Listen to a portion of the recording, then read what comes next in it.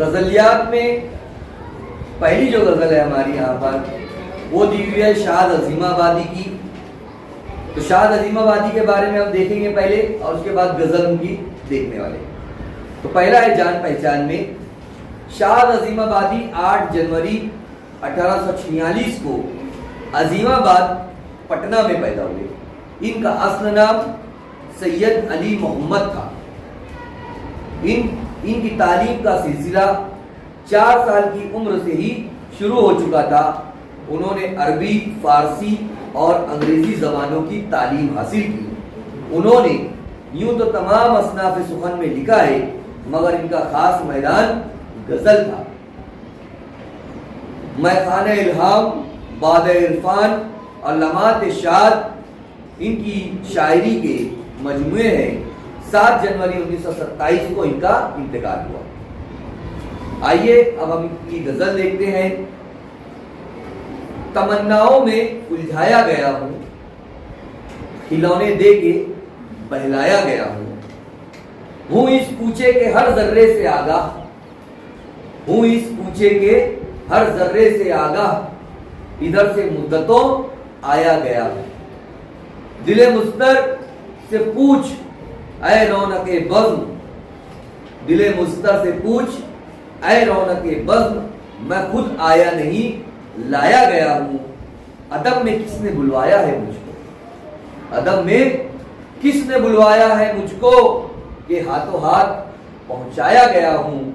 کجا میں اور کجا اے شاد دنیا، کجا میں اور کجا اے شاد دنیا، کہاں سے کس جگہ لایا گیا. تو یہاں پر شاد عظیم آبادی کی ایک غزل تھی جو یہاں پر میں آپ لوگوں کے سامنے پیش کیا ہوں. اس کے ہم مطلب کو سمجھ لیتے ہیں. پہلا ہے تمناؤں میں الجھایا گیا ہوں. انسان کو الگ الگ تمنائیں ہیں، خواہشات ہے. دنیا میں وہ جب سے آیا ہے تب سے اس کی خواہشات میں دن بدن اضافہ ہوتا رہتا ہے. تو شاعر وہی کہہ رہے ہیں کہ تمناؤں میں الجھایا گیا ہوں، کھلونے دے کے بہلایا گیا ہوں. میری خواہشات ہی میرے کھلونے ہیں.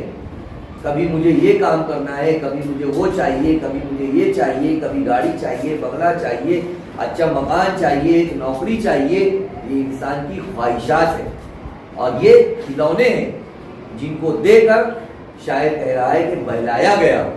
یعنی میں اسی میں سب لگ گیا ہوں، انہی کو حاصل کرنے میں میری پوری زندگی جا رہی ہے.